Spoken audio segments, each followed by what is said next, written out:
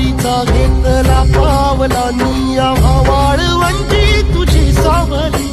गळा भेट घेण्या भीमेची निघाली तुझ्या नाम घोषात इंद्रायणी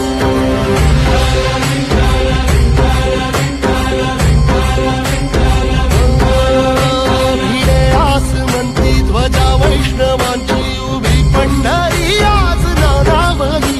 तुझे नाव ओठी तुझे रूप धानी जीवाला तुझी आज गाला गली जरी बाप साऱ्या जगाचा परी